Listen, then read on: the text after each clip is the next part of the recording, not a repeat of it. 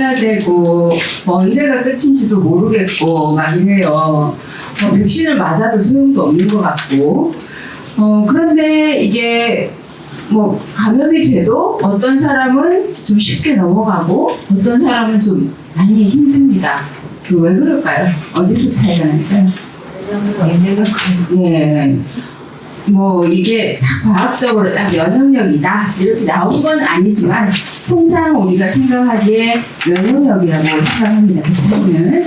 그래서 다들 면역력을 어떻게 하면 좀 높일 수 있을까 여기에 초점을 맞춰서 뭐 제품들도 많이 나오고 뭐 마케팅도 그렇게 많이 하지요.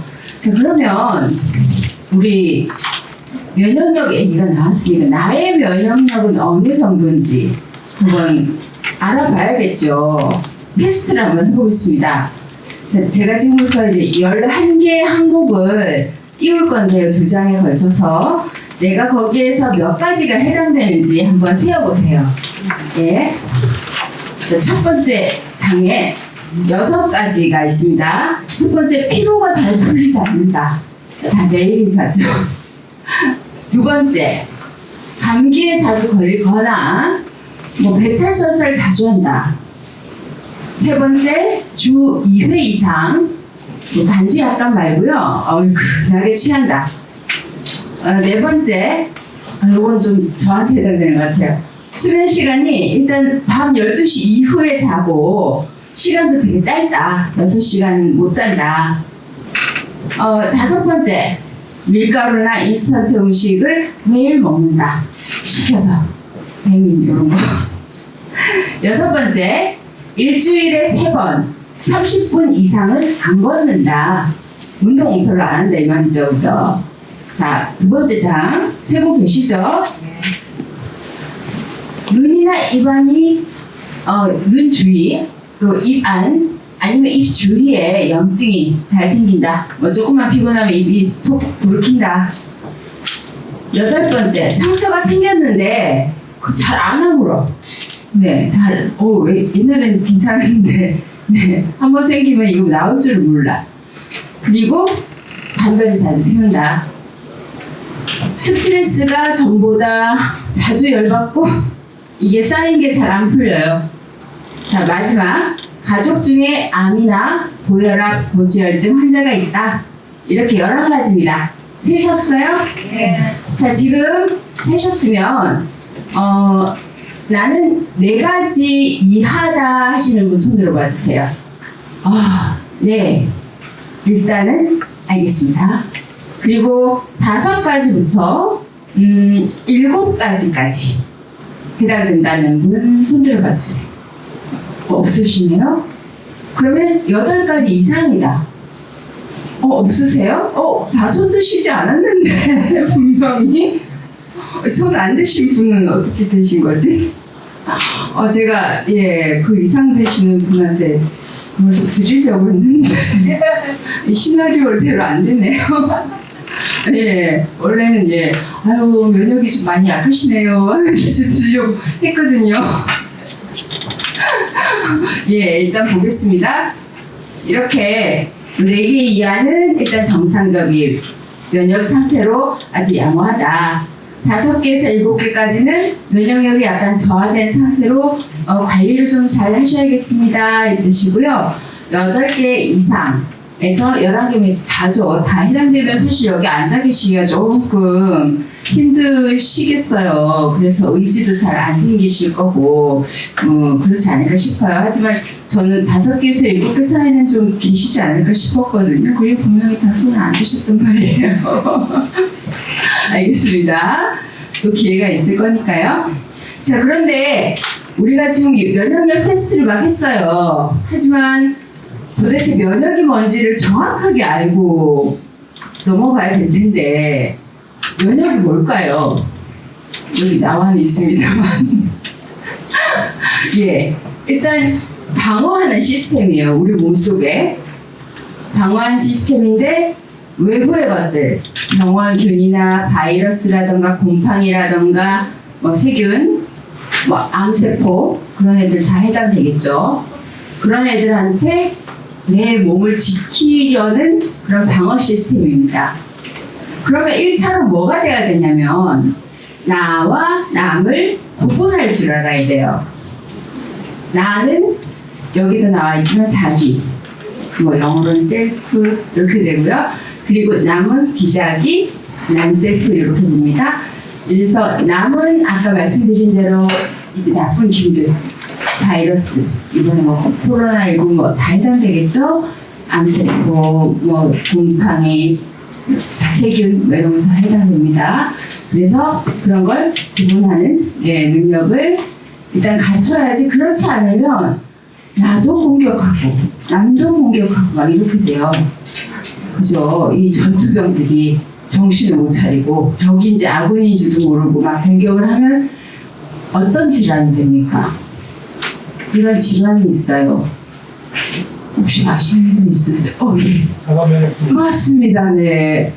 저희 선물 드려야죠. 처음으로 맞추셨는데. 네. 드리겠습니다. 네. 요거는 아까 오시면서 아마 받으셨을 것 같은데 10개짜리 샘플 받으신 거 있어요. 이게 아연하고 프로폴리스하고 비타민 A, C 아마 들어가 있을 텐데 아주 면역에 좋은 이 정품입니다. 정품은 이따가 제가 말씀도 드릴 거예요. 프로폴리스 이야기하면서 다시 말씀드리면 아마 열심히 드실 것 같아요. 그래서 나와 남을 일단 구분을 하고 그리고 이제 남에 해당하는 애들을 열심히 공격을 해서 이제 무찌르는 그런 방어 시스템이 바로 면역입니다. 그런데 이제 면역도 선천 면역과 후천 면역으로 나눌 수 있어요. 선천 면역은 말 그대로 우리가 태어나면서부터 가지고 있는 면역인 거고, 후천 면역은 왜 백신 맞지요? 그죠? 백신 맞거나 아니면 뭐 간염같이 한번 걸려가지고 항체가 생기는 경우, 항체가 생겨서 이제 다음에 걸리면 다음에 걔가 들어오면 기억을 했다가 이제 대항하는 힘이 생기는 거, 그런 게 이제 후천 면역이 됩니다. 그런데 우리가 여기서 이제 포커스 맞출 거는 이 선천 면역에 해당하는데요. 그 중에서도 NK 세포라는 걸 좀 주목을 해야 됩니다. 좀 아마 들어보셨을 것 같아요. TV에서 많이 얘기를 하거든요. 작년, 재작년부터인가. 이게 NK 셀, 내추럴 킬러 셀의 줄임말이에요. 자연 살해 세포. 이게 대표적인 선천 면역 세포인데요. 얘는 아주 똑똑한 애예요. 전투병 중에서 제일 최우수 전투병. 이게 그 외에 면역 세포 중에서 T 세포라는 것도 있고 막 하거든요. 걔네들은 혼자서 못 움직여. 일단 정보를, 이 적군에 대한 정보를 누군가가 줘야 돼요. 주고 나서 아 그래? 하고 싸워요. 하지만 NK 세포는 가서 정확하게 혼자서 적군을 식별을 합니다. 암세포가 됐든 뭐 바이러스가 됐든 찾아가서 정확하게 식별을 하고 바로 처치를 해요. 그러니까 이제 굉장히 중요한 아이가 되겠죠. 그래서 얘가 하는 작용이 뭐냐면 암의 증식과 전이를 억제를 해줘요. 그리고 바이러스 감염도 억제를 해줍니다. 면역 조절의 기능도 가지고요. 뭐 면역 조절이라고 하면 이 면역과 관련된 질환이 대표적인 게 아토피라든가 뭐 루푸스, 류마티스 같이 뭐 자가 면역 질환 이런 것들이 해당이 되겠죠. 아까 말씀드린 것처럼 나와 남을 좀 잘 구분을 못 한다던가 그래서 과민 반응을 한다던가 뭐 그런 것들을 조절을 좀 잘 해주는 역할을 하는 게 NK 세포인데 만약에 자가 면역 질환이 있으신 분 같으면 NK 세포 기능에 좀 문제가 있다 이렇게 봐도 되는 거죠. 자, 그래서 이제 그림에도 보시듯이 저 NK 세포가 유해 세포를 찾아가서 무찌르는데요. 우리 저기 1번에 암의 증식과 전이 억제라고 돼 있죠. 남의 얘기 같죠. 그죠? 난 암 안 걸렸으니까. 그런데 뭐라고 돼 있습니까? 정상인의 몸속에도 통상 암세포가 5,000개 존재합니다. 그걸 NK 세포가 없애주기 때문에 우리가 암에 걸리지 않는 거예요. 만약에 NK세포 기능이 떨어지게 되면 얘가 이제 쌓여가지고 암에 걸리는 거죠. 네, 우리 몸속에도 암세포가 있다는 얘기입니다. 이건 과학적으로 입증되고 다 나와 있는 사실이거든요. 그래서 NK세포가 그만큼 더 중요하다는 이야기고요. 그래서 암세포를 NK세포가 찾아가서 이제 사멸시키는 그런 장면도 이미지로 나와 있습니다. 그리고 이제 암 환자가 일반인과 비교했을 때 이게 2000년 자료거든요. 란셋이라고 하는 아주 우수한 그 연구 논문들을 실어놓은 이제 논문 자료예요. 거기 보면 건강한 일반인을 100이라고 봤을 때 NK세포 활성도를 100이라고 봤을 때 각종 암 환자들의 NK세포 활성도를 조사한 거예요. 어떻습니까? 50에 못 미치죠. 그죠? 가장 못 미치는 게 난소암 환자네요. 그죠? 유방암 환자는 50에 가깝지만 조금 못 미치고, 네. 이렇게 암 환자들은 NK세포 활성도가 떨어지더라. 네, 그만큼 이제 매력이 떨어졌다는 얘기겠죠. NK세포 활성도가 좀 높았다면 암에 아마 안 걸렸지 않을까 하는 생각을 해봅니다. 그래서 이만큼 NK세포가 중요하고 우리 면역력이 중요하다 이런 얘기고요. 면역이 무엇인지 확실하게 한번 알고 짚고 좀 넘어가 볼 텐데요. 그런데 이 면역이 NK세포가 얌전하게 잘 있고 건강하게 잘 있느냐? 그게 아니죠. 얘는 NK세포뿐만 아니라 모든 면역세포들은 나이가 들어가면서 퇴화합니다. 줄어들어요. 왜냐? 여기 보면 여기 있는 가슴뼈 안쪽에 흉선이라고 있어요. 사이머스라고 하는데요. 그게 우리 몸의 면역기관입니다. 림프 면역기관.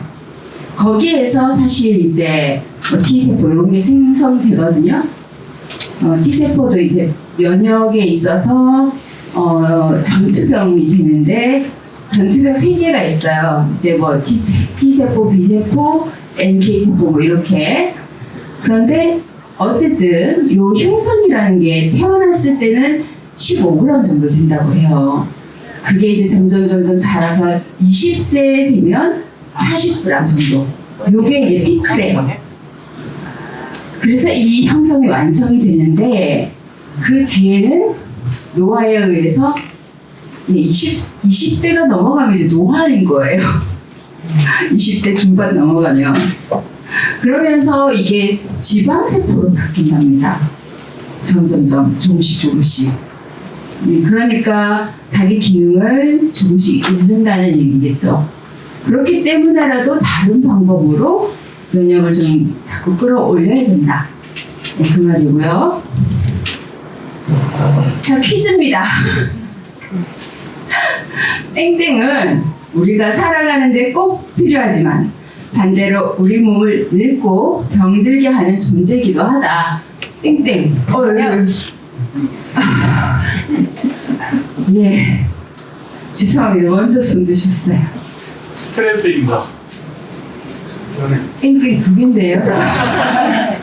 네. 면역입니다.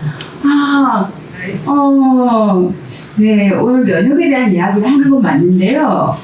면역이 우리 몸을 늙고 병들게 하면 조금, 네. 쉘터. 네. 네. 산소요. 맞습니다. 네. 산소. 네. 자, 선물을. 마찬가지 요거는 씹어먹는 프로폴리스예요. 안에 연질 캡슐로 돼가지고 식물성 기제로 돼 있거든요. 그래서 제가 먹어봤는데요. 이게 톡 하면서 이제 목이 너무 따가울 때 그게 싹 발리면서 나머지 식물성 기제도 이 쫀득쫀득하게 이게 약간 간식 마냥 이렇게 씹으면, 꼬미처럼 씹으면 싹 녹아요. 그래서 요거 3컬러 프로폴리스 입었습니다. 감사합니다. 네, 네, 그래서 산소는 뭐 사실 너무나 필요한데요. 그냥 산소가 우리 몸을 병들게 하는 건 사실은 아니고요. 그 답은 뭐래요? 활성산소가 다시 그렇습니다. 네. 활성산소는 사실 우리가 산소는 O2 이렇게 적잖아요. 분자 상태. 네. O가 2개 있는 거. 그런데 얘가 이 하나를 뺏겨요. 뺏기면 우리 보통 이 짝지가 있잖아요. 짝지가 있으면 굉장히 안정적이고 기분 좋은데 누가 뺏어갔어요. 나 완전 열받고 기분 나쁘잖아요. 예, 그럼 이제 어떻게 됩니까? 막 화가 나가지고 다른 짝지 뺏어와요. 연쇄적으로 막 이렇게 되는 거예요. 아수라장이 되면서 약간 그런 상황입니다. 그래서 우리가 호흡한 산소가 에너지를 만들고 물로 바뀌는 과정에서 자연스럽게 생성되는 게 활성산소입니다. 그래서 우리가 살아가는데 어쩔 수 없이 발생하는 말하자면 생활의 찌꺼기 같은 건데요. 예를 들면 이게 이제 산화작용에 의해서 나오는 건데 사과가 갈변하는 거 한 입 베물고 놔두면 조금 있으면 저렇게 되잖아요. 저런 것도 활성산소에 의한 거예요. 못이 녹쓰는 것도 마찬가지고요. 그래서 일상생활에서 활성산소가 어떻게 나타나는지 한번 조금 더 볼게요. 과산화수소수 아시죠? 약국에서 사보신 경험도 다 있으실 거예요. 뭐 상처 소독할 때 뽀글뽀글뽀글 이렇게 기포 나는 거. 어떨 좀 따갑기도 하고. 그게 이제 사실은 어떻게 되냐면 좀 어렵나요? 저런 분자식으로 해서 중간에 카탈라제라고 하는 효소가 필요해요. 그 효소는 어디서 나오냐면 이 상처에서 나와요. 그 상처에 있는 효소에 의해서 반응을 해서 거기서 산소 분자가 나오거든요. 그게 이제 기포가 되는 거죠. 그러면서 소독이 되거든요. 그런데 여기서 이제 제가 꿀팁을 하나 드릴 거예요. 자, 요거는 제 저음에 보시면 자, 소독 꿀팁은 유튜브 채널 약사라니 TV에도 나와 있습니다. 네, 구독 부탁드리고요. 자, 그래서 과산화수소수는 상처 소독에는 이제 잘 쓰지 않아요. 쓰지 마세요. 저희 약국에 오시면 제가 뭐 과산화수소수 달라고 하면 뭐에 쓰실 건지 여쭤봐요. 상처 소독에 쓸 거예요 하면 이 설명을 좀 드리고 다른 걸 권해드려요. 옛날에 약이 없을 때는 썼어요. 그런데 요새 좋은 약 많습니다. 소독약. 그래서 이게 과산화수소수는 정상 조직도 좀 파괴를 해요. 좀 독하다는 얘기죠. 그리고 또 만약에라도 뭐 그럴 일은 잘 없지만 또 아기들이 있는 집도 있고 하니까 뭐 입에 좀 들어가고 음용하게 되면 좀 급성 독성의 위험도 있습니다. 또 아까 카탈라제라고 했죠. 상처에서 나온다고 했던 효소. 그게 없는 주변부는 소독이 안 돼요. 주변부도 사실 소독이 좀 돼야 되거든요. 균이 있을 수 있으니까. 그리고 뭐 보통 귀걸이 귀 뚫고 소독하는 경우 많거든요. 그런데 저걸로 하면 귀 침이 부식이 돼요. 그래서 저거 쓰면 안 돼요. 또 수변 드레싱 있죠. 그거랑도 같이 쓸 수는 없어요. 거기에 수변 드레싱 설명서에 깨알같이 나와 있지만 거기도 적혀 있을 거예요. 그래서 그럴 때는 그거 쓰지 마시고 물론 쓸 수도 있지만 알코올도 원래 상처에 쓰는 건 아니거든요. 약국에 가시면 설명 잘 해주실 거예요. 그래서 뭐 다른 거 애니클린이라든가 뭐 이런 종류들이 있습니다. 그런 걸로 또 이용을 한다던가 뭐 다른 방법들이 있으니까 뭐 약국에 가서 상처가 뭐 생겼을 때 한번 여쭤보시면 좋으실 것 같아요. 어쨌든 과산화수소수 또 활성산소에 속한다. 자, 또 퀴즈입니다. 자, 우리 그 세탁 표백제 있지요? 아시죠? 시중에 판매되는 대부분의 세탁 표백제는 두 가지로 나뉘어요. 염소계와 산소계. 기억하세요. 그런데 이 중에서 의류의 색상을 변색시킬 수가 있는 게 있어요. 그게 이 둘 중에 어떤 걸까요? 하나 하고, 그것의 대표적인 게 어떤 제품이라고 할까요? 앞에 브랜드 붙이셔도 상관없어요. 아주 잘 아는 걸 거예요. 표백제로 쓰는 거.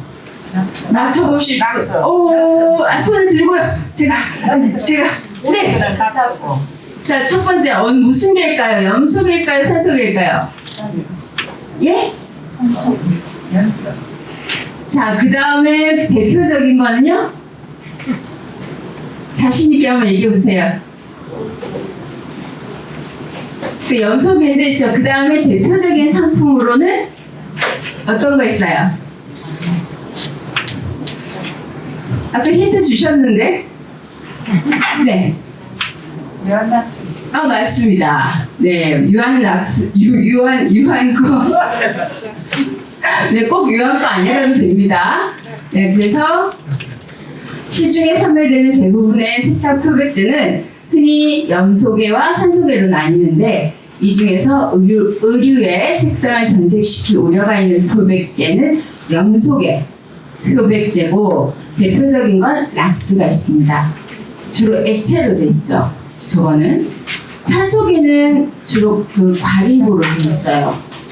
아시죠? 과립, 그 가루처럼 되어 있는 거. 선물 드려야죠. 선물 몇 개 안 남았는데. 요번에도 요거 드릴게요. 그 씹어 드시는 프로폴리스. 많이 들어있는 게 아니라 여기에도 그 항산화 성분 다 들어있어요. 그 손이 이거 저중에 있잖아요. 좀 들어줘. 없습니다.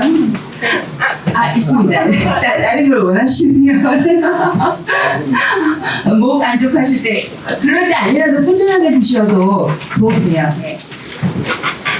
자, 그래서 조금만 설명해 볼게요. 염소계는 대표적인 락스가 있는데요. 이게 사실은 이제 하나 차이인 셈인데, 차염소산 나트륨이 이제 주로 들어갔다라는 얘기고요. 이게 잘못하면 이 산화작용에 의해서 사람 인체에도 유해할 수가 있고, 잘 아시죠? 락스 뿌리면서 잘못해서 좀 호흡기 이렇게 화장실 청소한다고 막 이렇게 하다 보면 하고 나면 어지러워가지고 반나절 누워있어야 되고 막 전 그러더라고요. 그래서 그 뒤부터는 마스크를 끼고 청소를 하게 되고 그렇더라고요. 그리고 잘못하다가 옷을 튀면 옷이 막 못 입고 예, 그렇더라고요. 네. 그게 네, 위험합니다. 호흡기에도 네, 영향을 미칠 수 있어요. 염소 기체 독성 때문입니다. 그리고 이제 산소계 표백제는요, 사실은 과산화수소계 표백제라는 말이 정확한 표현이에요. 그런데 이제 사실 저 산소계라고 해놓은 건 조금 마케팅적인 용어예요. 좀 좋게 들리려고. 그래서 원래는 과산화수소계 표백제가 맞는 말이다. 그 정도만 알아두셔도 아주 풍족한 지식으로 네, 무장해서 가실 겁니다. 그래서 방금까지 활성산소가 일상생활에서 어떤 것들이 있는지 한번 알아봤고요. 활성산소가 무조건 나쁜 거 아니에요. 순기능도 있습니다. 좋은 기능도. 어떤 것들이 있는지 한번 볼게요. 세포의 성장을 돕고 유해균을 죽입니다. 얘도 암세포를 죽이고요. 퍼지지 못하게 하는 일에도 필요합니다. 또 우리 몸속에 있는 줄기세포 아시죠? 분화될 때도 활성산소가 필요합니다. 몸에 침입한 유해균을 죽이거나 무력화하는 역할도 해줘요. 그래서 적당량의 활성산소는 필요합니다. 저분이 이제 제임스 왓슨이라는 분인데요. 1962년에 노벨 생리의학상을 받으신 우리 고대 생물학자세요. 그 당시에 DNA 이중 나선 구조 모델을 가지고 이제 받으셨다고 해요. 그런데 썩 좋아하지는 않는 게 마지막에 이제 흑인 차별 발언을 이렇게 하셔가지고 학계에서도 좀 내쳐지셨다고 하더라고요.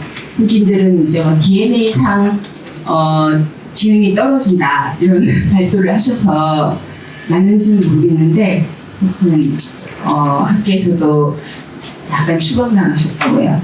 하지만 요 이제 논리는 아주 신빙성 있는 논리라고 하더라고요. 활성산소가 부족하면 당뇨병에 걸릴 수 있다. 네, 한번 저 밑에 거 읽어봐 드릴게요. 활성산소가 체내에서 단백질을 안정시키는 역할을 하는데 활성산소가 부족하면 단백질의 변형을 초래할 수 있다고 합니다. 그래서 췌장의 염증을 일으킬 수가 있고 췌장의 염증이 일어나면 이제 기능을 잘 못하게 되니까 이 췌장 기능이 뭐 인슐린 분비라든가 그런 게 중요하잖아요. 그래서 당뇨병으로 이어질 수 있다. 이렇게 이야기를 하고 있기 때문에 적당량의 활성산소는 필요하다. 그 이야기를 여기서 하고 있습니다. 적당히 발생하는 활성산소는 세균이나 이물질로부터 우리 몸을 지켜줍니다. 하지만 너무 많이 발생한 활성산소는 정사세포까지 무차별적으로 공격을 하기 때문에 각종 질병과 노화의 주범이 된다. 이걸 뭐라고 부르냐면 산화 스트레스라고 부릅니다. 그래서 아무리 우리가 뭘 잘 지키고 아까 NK세포 잘 지키고 하려고 해도 이 현대인들은 환경적으로 이 적당한 활성산소가 아니라 과한 활성산소가 생길 수밖에 없는 환경입니다. 그죠? 왜 그럴까요? 환경 오염도 영향이 있습니다. 자외선도 영향을 미쳐요. 또 스트레스, 그죠? 그럼 화학물질 이거 아주 문제입니다. 네. 그리고 이제 우리 몸속에 이제 혈액순환 장애 같은 것들 해당되고 뭐 먹는 습관들 아까 면역 테스트 했잖아요. 거기에 해당되는 거 모두가 다 이 활성산소를 많이 일으키게 되는 습관들입니다. 그러니까 이제 어떻게 해야 되겠습니까? 이제 활성산소를 좀 줄여야 되겠죠. 이 활성산소는 또 지방을 산화시켜서 요걸 과산화 지질이 되게 해요. 과산화가 무슨 말입니까? 산화가 과하다 이 말이죠. 예, 어려운 말처럼 들리지만 사실 그 말이에요, 그죠? 과산화 지질이 돼서 요게 노화의 주범이 된다. 그래서 사실은 활성산소 이론이라는 게 있어요. 모든 질병의 사실 한 90% 이상이 활성산소가 원인이다 라고 하는 그렇게 주장하는 분들이 많으세요. 그런 책도 많이 나오기도 하고 뭐 동맥경화든 암이든 노화든 네, 그래서 그런 관련 책들 한번 읽어보셔도 도움이 될 것 같고요. 자, 그래서 말씀드린 대로 이제 산화 스트레스로 인한 질병들이 어떤 것들이 있는지를 한번 나열을 해봤는데 사실 저거는 뭐 일부에 불과합니다. 방금 말씀드린 것처럼 뭐 90%라고 하니 뭐 성격수의 질병에 해당이 되겠죠.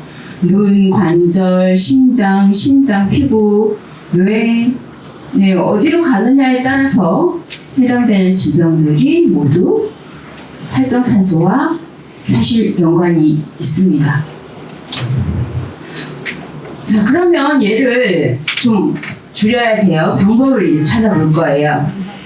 어떻게? 항산화로. 아까 활성산소는 어떻게 생긴다고 했어요? 산화되기 때문에 생긴다고 했잖아요. 그걸 막아야 되니까 항산화로 이제 접근을 하는 겁니다. 활성산소를 제거해서 세포의 산화를 막는 건데요. 우리 몸속에는 이미 그 역할을 하는 애들이 있어요. 그게 내인성 항산화 성분들이라는 거거든요. 사실은 거의 대부분 효소입니다. 그건. 네, 내인성은. 거기에 해당되는 게 요거 왼쪽에 있는 글루타치온이라던가 좀 말이 어렵지만 SOD, 스포옥사이드 디스뮤타제라고 하는 이것도 효소예요. 또 카탈라제, 아까 전에 무슨 카탈라제 나왔는데 과산화수소제 나왔죠. 또 티오레독신, 또 코엔자임 Q2 많이 들어보셨죠? 그죠? 코엔자임 Q10은요, 심장에서 이 ATP라고 하는 에너지 생산할 때 또 필요하기도 한데요. 이게 콜레스테롤이 있으셔가지고 약 드시는 분들이 있으시죠? 아마 좀 꽤 있으실 것 같아요. 또 드셔요? 약 이름은 모르시죠? 네, 그렇죠. 아마 좀 뭐 상당수가 이호계통 약일 것 같은데요.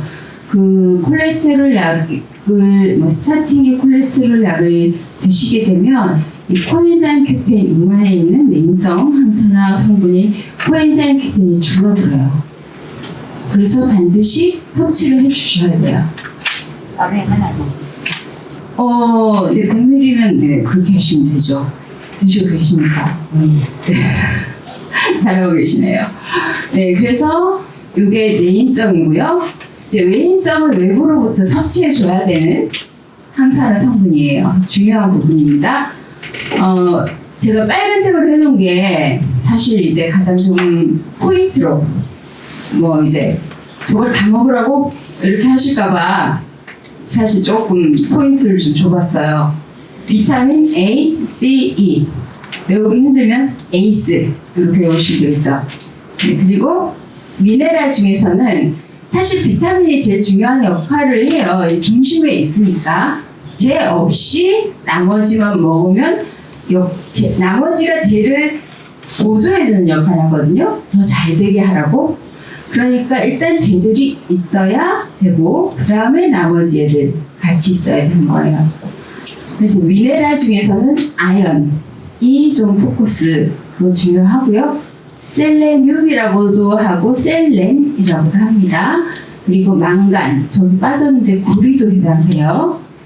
그리고 플라보노이드, 이제 좀 있으면 저기에 대해서 조금 오늘 제가 선물로도 준비를 했기 때문에 저 프로폴리스에 대한 얘기를 조금 더 할 건데요.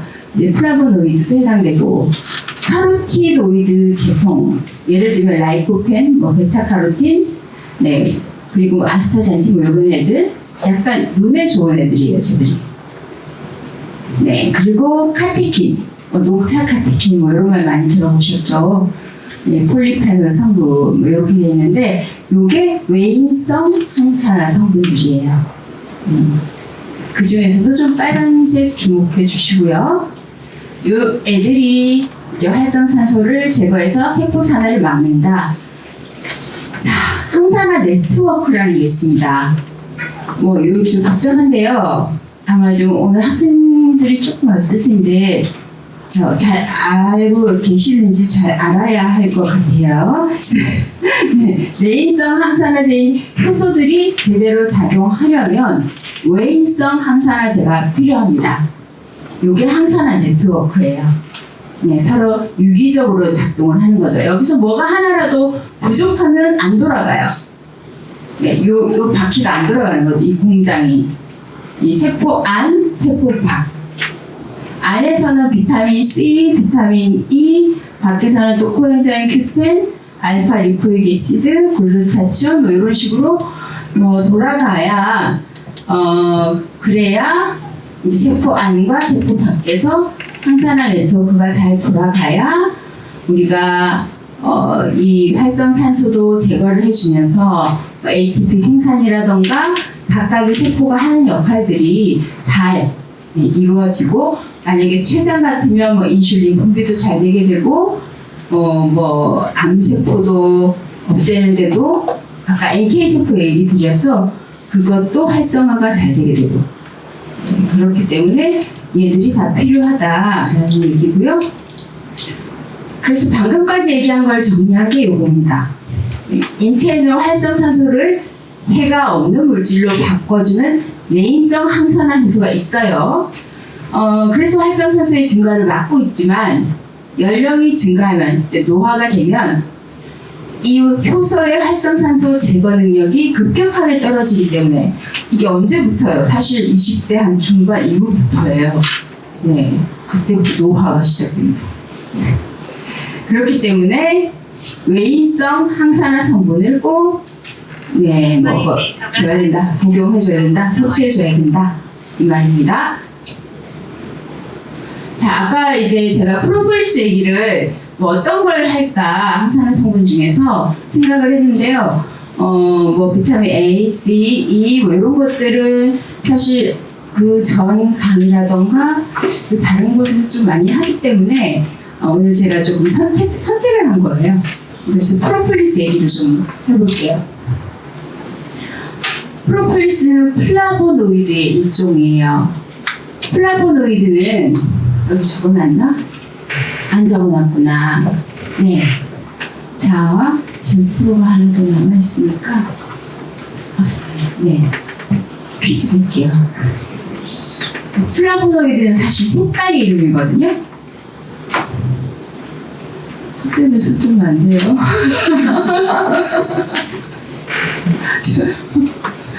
네. 무슨 색일까요? 손 들고 네, 제가 지목하면 말씀해 주세요. 네, 맞습니다. 지목도 안 했지만, 네. 네. 노란색을 의미합니다. 네. 이것도 이제 젠프로라고, 프로폴리스와 아연, 그리고 비타민 C, 그런 항산화 성분들이 다 들어있는, 아까 받으신 거에 네, 온통이에요. 약국에서 구매하실 수 있습니다. 네, 꾸준히 드셔보십시오. 네, 그래서 이 프로폴리스는 외인성 항산화 성분의 한 가지로 어원을 살펴보면요, 프로라는 뜻이 앞으로라는 뜻이 있어요. 또 폴리스라는 건 이게 그리스어인데 도시라는 뜻이 있어요. 그래서 도시를 사실 뭐 앞에서부터 뒤까지 지킨다 이런 뜻이 있거든요. 꿀벌이 이 벌집을 지킨다라는 뜻도 있고요. 그래서 실제로 꿀벌이 이 프로폴리스를 벌통 그 벌집 입구에 바른대요. 발라서 세균이 못 들어오게 한대요. 그만큼 이 항균 작용이 뛰어나다고 합니다. 요거는 꿀벌이 모은 수액하고 꽃가루에 이 꿀벌이 이렇게 해가지고 뱉어낸 그 밀랍을 같은 공기물을 이용해서 만든 물질인데요. 거기다가 이제 프로폴리스 추출물이라고 하면 방금 거기서 왁스를 빼낸 거, 그게 이제 추출물이 되고, 그걸 또 뭐 건강기능식품으로 만들게 되면 거기서 다시 공정을 거쳐서 항균 작용, 항염 작용을 가지고 항산화 작용을 가지는, 그건 이제 식약처로부터 기능성을 인정을 받은 거예요. 그래서 그 기능만은 꼭 있다라고 믿으시면 되는 거죠. 항산화, 항균 이 작용을 가진다. 그래서 항균, 항산화 작용의 플라보노이드다. 또 얘가 하는 주된 작용은 더 중요한 비타민 C가 우리 몸속에서 파괴되지 않도록 큰 도움을 주는 거죠. 그리고 그 외에도 여러 가지 비타민과 무기질 아미노산이 풍부하기 때문에 꾸준히 섭취해 주시면 이 체력 보충에도 도움이 된다 라는 얘기고요. 그래서 아까 선물로 드렸던 게 하나는 이제 씹어서 드시는 거. 그래서 목이 이제 당장 따갑다 할 때 꼭 이렇게 씹어 드시면 목 안에 좀 발림성이 좀 좋은 쓰리플 프로폴리스라는 애고, 젠프로는 이제 알약 그 캡슐인데 삼켜서 드시면서 꾸준하게 드셔서 내 몸속에서 면역을 끌어올리는, 물론 뭐 요 옆에 있는 것도 마찬가지 기능을 합니다. 다 약국에서 만나보실 수 있습니다. 자, 요 프로폴리스에 대한 약간 뭐 세계사라고 할까요? 기록들을 잠깐 살펴볼게요. 고대부터 아리스토텔레스 아시지요? 네, 고대 그리스 철학자 동물지라는 대해서 이런 말을 했다고 합니다. 프로폴리스가 피부 질환, 감염증에 치료하는 데 적합하다. 네, 그리고 11세기에 아비센나라고 하는 이 이슬람 철학자라고 해요. 프로폴리스는 화살이나 가시를 뺀 자리에 발라주면 덧나지 않고 통증도 진정된다.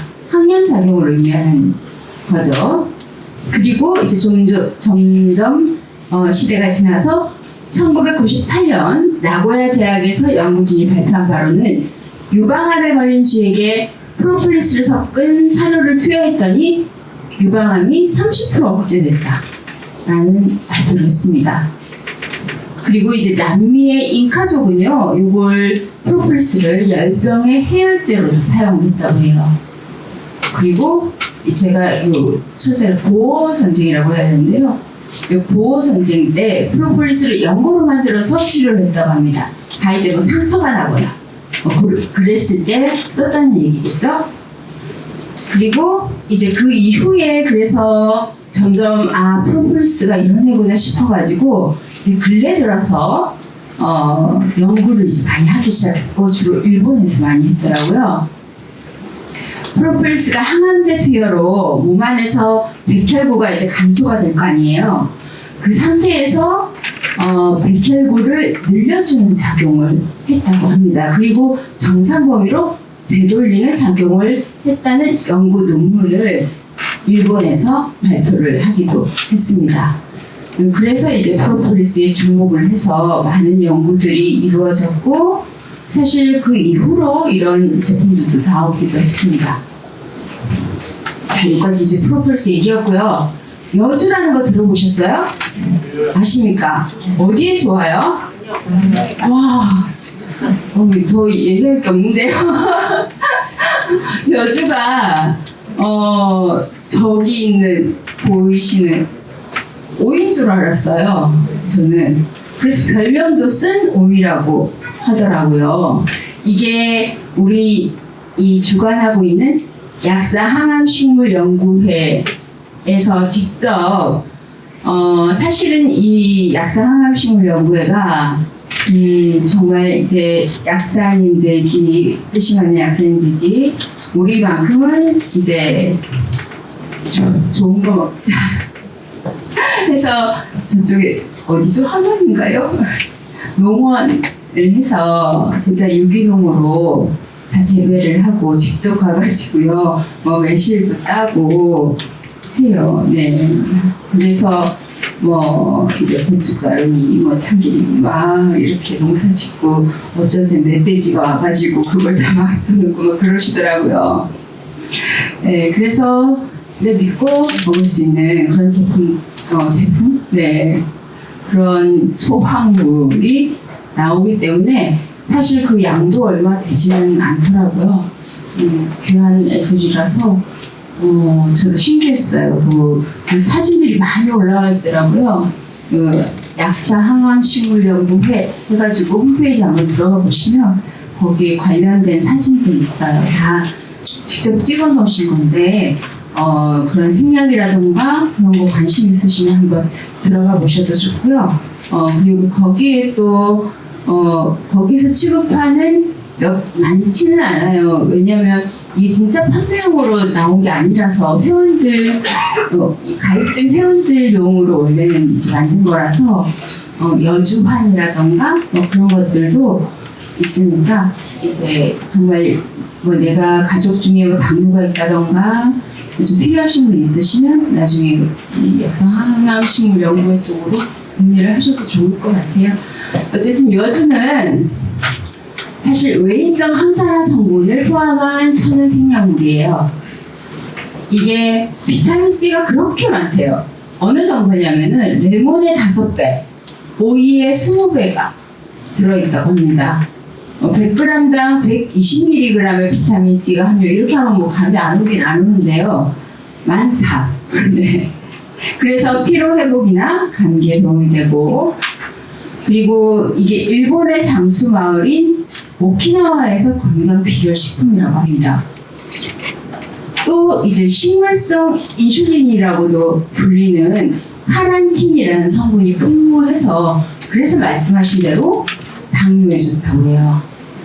이게 어떤 기전이냐면 카란틴이 이제 이름이 빠졌네요. 췌장 베타세포를 활성화시켜요. 거기서 이제 인슐린이 조절이 되거든요. 그래서 근육 안에 있는 포도당을 빨리 태워요. 그래서 혈당을 떨어뜨립니다. 그래서 당뇨 치료를 받고 계신 분 병원에서 받는 거 그거 막 끊고 이거 하시라는 게 아니고 이제 받는데 좀 조절이 잘 안 되잖아요.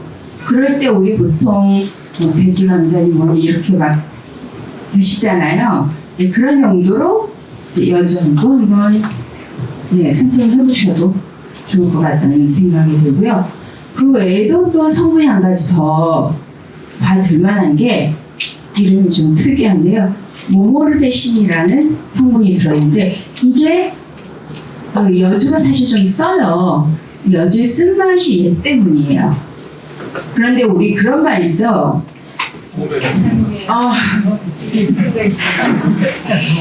제가 하려는데 네, 양약 보호구다 이런 말이 있습니다. 네, 몸에 좋은 약이 림스다. 맞습니다. 네, 혈중 콜레스테롤 합성을 억제하는 작용을 가져서 그러면 고지혈증이 좋겠죠. 네, 그래서 성인병 예방에도 도움이 되고 또 위장에 그렇게 좋대요. 위점막을 보호해주는 기능을 가지기 때문에 뭐 먹으면 속이 따가우면서 소화가 잘 안 되신다. 그런데 나중에 콜레스테롤이 있다. 이거 드셔야 돼요. 그죠? 그래서 약간 여기에 해당 사항이 좀 많이 있다 하면 선택을 해보시는 것도 좋으실 것 같아요. 어차피 뭐 식품으로 드시는 거니까 뭐 크게 이 식품은 뭐 부작용을 있고 하는 건 아니잖아요. 그죠? 먹어보고 나 써서 못 먹겠어 하면 못 드시는 거고. 그죠? 그래서 쓴 오이라는 별명의 여주도 제가 한번 소개를 해드려봤고요. 자, 그 다음에 이제 마지막 부분인데요. 이런 외인성 항산화 성분을 보충을 하면서 사실 이걸로 끝은 아니죠. 우리가 생활요법도 사실 써야 돼요. 근데 생활요법은 다 알고 계세요. 아까 전에 처음 면역력 테스트 한 거 거꾸로 하시면 되잖아요. 네, 많이 걷고 잠 일찍 자고 많이 자고 스트레스 관리하고 예, 그것만 거꾸로 하시면 돼요. 자, 그래서 그거 외에도 하나 더 소개해드릴 게 아마 다 또 들어보시긴 하셨을 거예요. 체온 면역력이라는 거.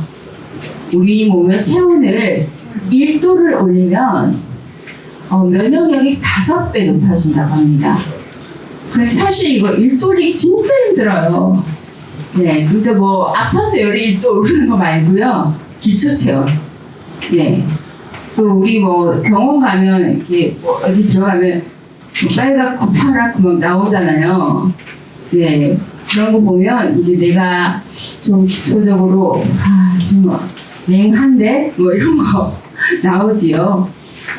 네, 그래서 이게 한때 정말 핫했어요. 그죠? 제가 오래됐는데 그 이후로도 이게 다 입증이 되고 자료들도 많고 하기 때문에 한번 소개를 한 번 더 드려볼게요.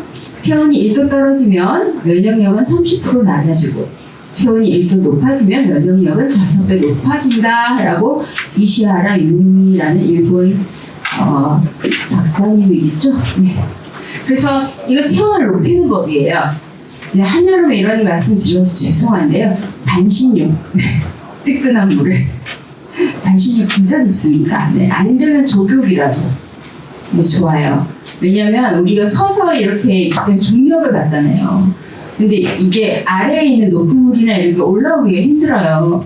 올라와서 이제 걸러줘야 되는데 그게 잘 안 되기 때문에 나중에 뭐 하지정맥도 생기고 여러 가지 문제들이 생기잖아요.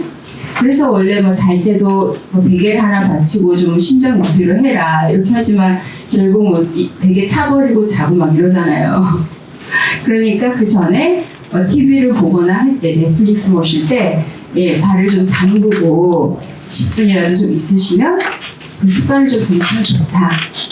반신욕이 어려우면. 자, 그리고 이제 체온을 높이는 음식들 대표적인 거 쑥, 네, 생강, 단호박, 부추. 그 중에서 아까 그 박사님이 아주 신봉하는 것 뭘까요? 한번 맞춰보세요. 아주 강렬하시네요. 땡. 제발 좀 손 들고 제가 제목하고 맞추시면 안 될까요? 아까 맞추셨죠? 네, 맞추셨으면 제가 좀 네, 죄송합니다. 네. 생각. 맞습니다. 제가 이걸 드리고 싶어가지고 아까 네, 여주환. 네, 이거 사실 좀 예, 금액이 좀 나가는 건데요. 네, 요게 이 장수생명에서 나온 여주환인데 약사항암식물연구회에서 나온 거고요.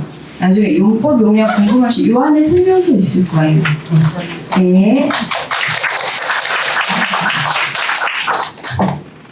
그래서 생강이 그렇게 좋대요. 네. 그래서 뭐 레몬 생강청 이런 거 이제 만들어서 예 이렇게 썰어가지고 재가지고 차로 담궈 먹어도 좋고요. 근데 어머님들은 뭐 더 잘 아시니까 예, 각종 요리에다가 무조건 생강 넣어가지고 드시면 될 것 같아요. 그리고 부추도 이제 몸을 데우는 음식이죠. 이 끝으로 자, 제가 어떻게 자고 있습니까? 배꼽을 내놓고 자고 있지요. 이제 한여름에 배꼽 내놓고 자지 말고 배에다가 뭐 좀 덮고 자라. 네, 겨울엔 더 따뜻하게 자고 발도 좀 수면 양말 신고 자고. 그래서 잠자는 동안 체온이 좀 많이 떨어진대요. 사실 이 밤에 또 기온이 좀 떨어지기 때문에 이 밤낮으로 온도 차이가 많이 나서 사실 자고 일어나면 안 개운해요. 그리고 자면서 우리가 무의식적으로 뭐 입을 예를 들어서 벌리고 잔다던가 그러면 입으로 구강호흡을 할 수도 있고 낮으로는 침 분비가 많이 돼요. 이 침이 하는 역할이 아주 크거든요. 그런데 밤에는 그렇지 않잖아요. 그러면 거기에서 세균 같은 게 막 들어올 수가 있어요. 예. 그래서 이게 뭐 자고 나면 두드려 맞은 것 같아 막 그러기도 하고. 예. 그래서 좀 잘 때 뭐 수건을 좀 적셔서 습도를 좀 맞추는 거 그리고 적당하게 좀 체온을 유지시켜 주는 거 그런 거 좀 신경을 좀 쓰시고 뭐 지금 같으면 너무 선풍기 같은 거 뭐 얼굴에 뭐 이렇게 하지 마시고 습도 잘 맞춰주시고 그렇게 생활 습관까지 짚어봐 주시면 좋으실 것 같아요. 제가 1시간 가까이 강의를 좀 말씀을 드렸는데요. 이만 마쳐도 될까요? 네. 네, 감사합니다.